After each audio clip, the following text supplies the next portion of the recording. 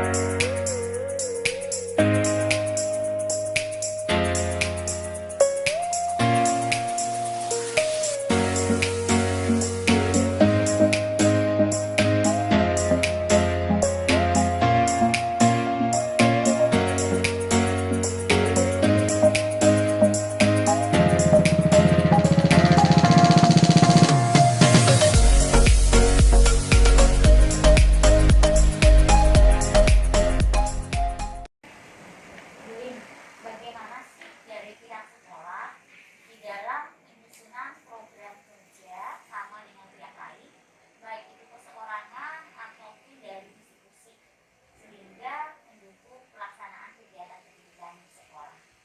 Mulai dari yang perseorangan ya, Bu Lin ya. Kalau perseorangan kita bisa sekolahnya bisa bekerja sama dalam program makanan.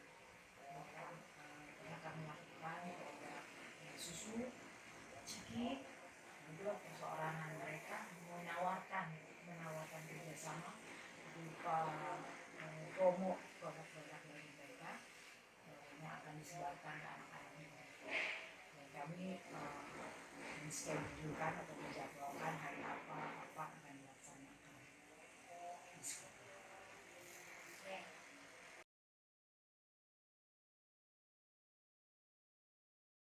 Ini kita masuk ke materi yang kemarin Kak Ilona sempat sampaikan, yang sudah di-share minggu lalu. Semoga di sini bisa menjadi sharingnya Bapak Ibu, apa kendala-kendala yang dihadapi. Beberapa hal dulu tentang pembelajaran berbasis proyek, sebelum nanti teman-teman akan berkolaborasi sih, dan aku harap kayak kompetensi dasar atau maksudnya udah punya bayangan gitu ya, mau collab-nya sama siapa gitu, pembelajaran berbasis proyeknya mau collab-nya. In the US, we have a persistent gap in the achievement of kids who live in poverty and kids in wealthy communities. What's this over here? Project-based learning is a very powerful tool to connect students with their communities, with real purposes and audiences, and it does appear to be an effective way of improving student achievement.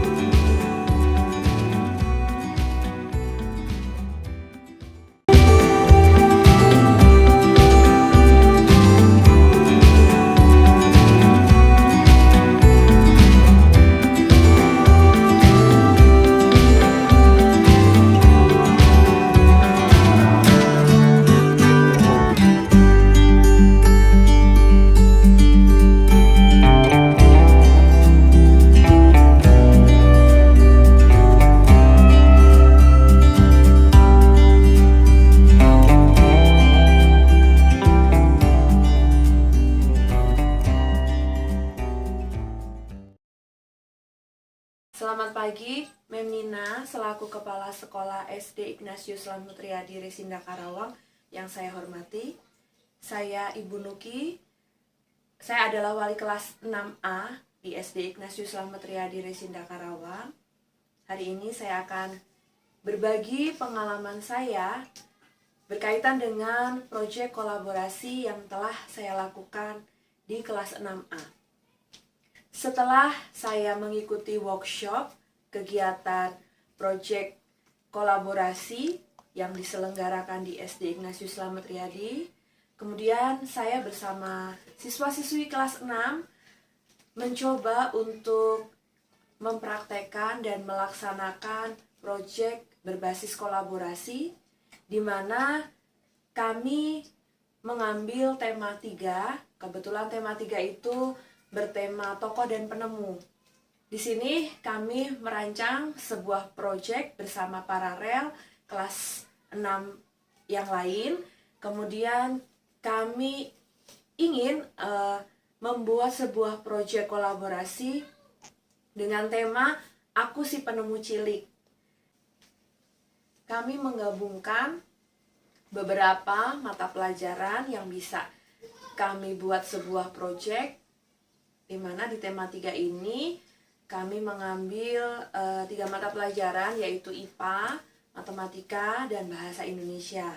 Kami mengajak anak-anak untuk membuat sebuah karya di mana mereka boleh memilih atau diberi kebebasan untuk membuat rangkaian listrik seri atau paralel yang mereka buat secara kreativitas. Bahkan ketika mereka presentasi, saya melihat di kelas saya sendiri ada salah seorang anak yang membuat uji coba membuat lampu lalu lintas sederhana.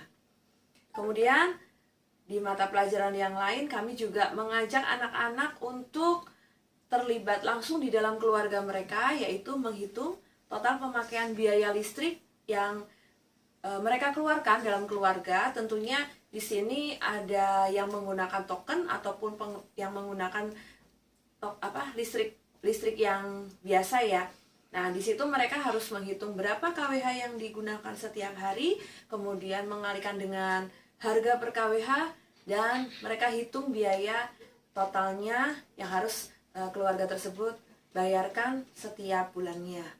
Nah, selain itu, hal yang ingin kita capai dari pembelajaran ini supaya mereka lebih bisa paham, mereka bisa tahu apa sih yang harus mereka lakukan ketika mereka mengetahui bahwa biaya listrik yang keluarga kita bayarkan itu sebulan misalnya 100.000 misalnya. Nah, bagaimana cara mereka harus menyikapinya? Mereka harus berusaha untuk menghemat energi listrik di lingkungan keluarga mereka dengan mempraktekkan langsung sikap-sikap penghematan listrik di dalam keluarga. Dan tentunya dalam presentasi yang mereka lakukan, kami juga menilai bagaimana cara mereka mengkomunikasikan kepada orang lain, mengkomunikasikan kepada rekan teman ataupun guru, dan bisa menjawab pertanyaan dari teman atau guru yang menanyakan di dalam presentasi tersebut.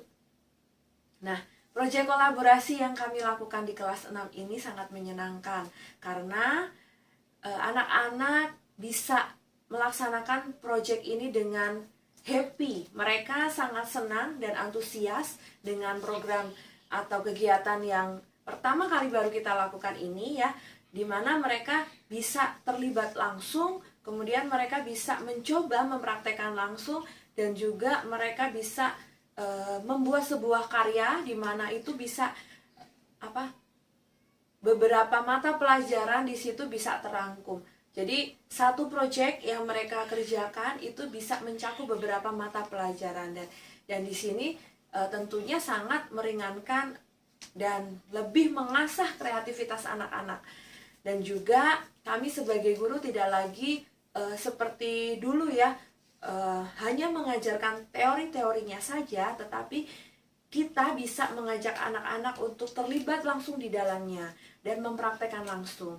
Itu sungguh luar biasa bagi kami bahwa proyek kolaborasi ini kami rasa dapat kami terapkan seterusnya untuk proses pembelajaran ke depannya.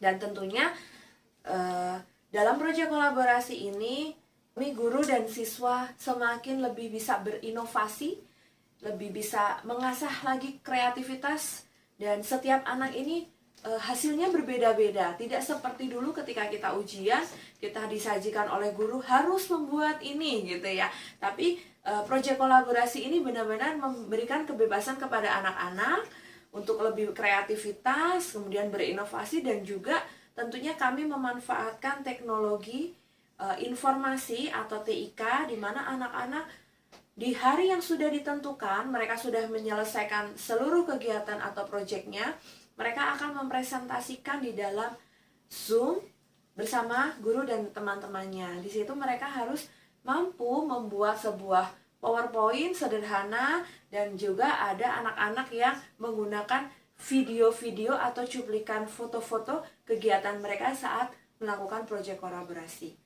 Pengalaman pertama ini saat melakukan proyek kolaborasi ini, saya tidak menyangka bahwa anak-anak di kelas saya ternyata jauh dari apa yang saya bayangkan. Mereka bisa lebih mengeluarkan ide-ide dan kreativitas mereka, kemudian mereka bisa membuat sebuah karya yang jauh lebih baik daripada apa yang saya bayangkan. Nah, di sini kedepannya saya ingin agar proyek kolaborasi ini akan tetap terus kami terapkan, kami praktekkan di dalam pembelajaran di kelas 6 terutama, dan apabila ada kekurangan dalam pelaksanaan proyek kolaborasi yang kemarin, kami akan lebih perbaiki lagi, dan juga kami berharap anak-anak dan juga orang tua terus mendukung untuk proses pembelajaran kolaborasi yang lebih baik lagi. Sekian yang dapat saya sampaikan. Terima kasih.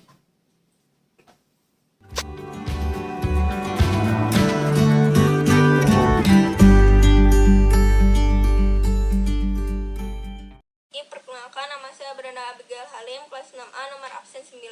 Pada kesempatan hari ini, saya akan berbagi cerita dan pengalaman saya saat melakukan proyek kolaborasi dalam mata pelajaran di kelas 6. Pada pembelajaran tema 3, saya mendapatkan tantangan untuk menjadi penemu cilik. Dalam pembelajaran melukis, selaku wali kelas saya memberikan tantangan untuk membuat proyek kolaborasi beberapa mata pelajaran. Saya akan menceritakan proyek yang saya lakukan, yaitu membuat rangkaian listrik dan menghitung biaya KWH listrik di rumah saya, serta mempresentasikan hasil proyek saya dalam Zoom bersama teman-teman menggunakan PowerPoint yang saya rancang sendiri.